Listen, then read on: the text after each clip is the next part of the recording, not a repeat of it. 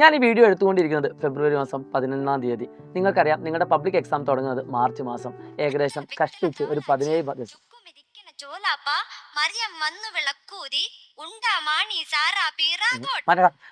എടാ, നിങ്ങൾ ഇൻസ്റ്റാഗ്രാമിലൊക്കെ നിൽക്കുന്ന സമയത്ത് നിങ്ങൾക്ക് ഏറ്റവും കൂടുതൽ വരുന്ന ഒരു പ്രശ്നം അതല്ലേ, നമ്മുടെ ഇമോഷൻസ് ഇങ്ങനെ മാറിക്കൊണ്ടിരിക്കുകയാണ്. ഞാൻ സീരിയസ് ആയിട്ടൊരു കാര്യം പറഞ്ഞുകൊണ്ടിരിക്കുന്ന സമയത്ത് പെട്ടെന്ന് നമ്മൾ സ്ക്രോൾ ചെയ്യുകയാണെങ്കിൽ അടുത്ത ഇതുപോലത്തെ അത്തള പിത്തള തവളച്ചൊക്കെ കാണുമ്പോൾ നമ്മുടെ മൂഡ് മാറും.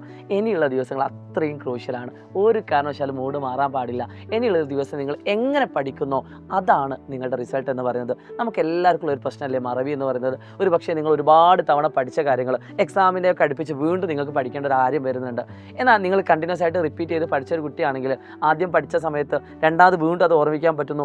എക്സാമിന് തലേ ദിവസങ്ങളിലോ അല്ലെങ്കിൽ കുറച്ച് ദിവസങ്ങളൊക്കെ മുമ്പ് വീണ്ടും നിങ്ങൾ ആ ചാപ്റ്റർ പഠിക്കുമ്പോൾ നിങ്ങൾക്കത് പെട്ടെന്ന് മനസ്സിലാക്കാൻ സാധിക്കുന്നു. അത് നിങ്ങൾ കണ്ടിന്യൂസ് ആയിട്ട് റിവൈസ് ചെയ്തതുകൊണ്ടാണ്. അതുകൊണ്ട് നിങ്ങളോട് എനിക്ക് പറയാനുള്ളത്, എല്ലാ നിങ്ങളുടെ സന്തോഷങ്ങളും നിങ്ങളുടെ കാര്യങ്ങളൊക്കെ അത്യാവശ്യം മാറ്റി വെച്ചുകൊണ്ട്, എല്ലാം മാറ്റി വെക്കണം എന്നല്ല, എന്നാലും മാക്സിമം നിങ്ങൾ മാറ്റി വെച്ചുകൊണ്ട് ഇനിയുള്ള ഈ ഒരു മാസം ഹാർഡ് വർക്ക് ചെയ്യുകയാണെങ്കിൽ നിങ്ങൾ വിചാരിച്ച റിസൾട്ടിലേക്ക് നിങ്ങൾക്ക് എത്താൻ പറ്റും. All the best. കാണാം.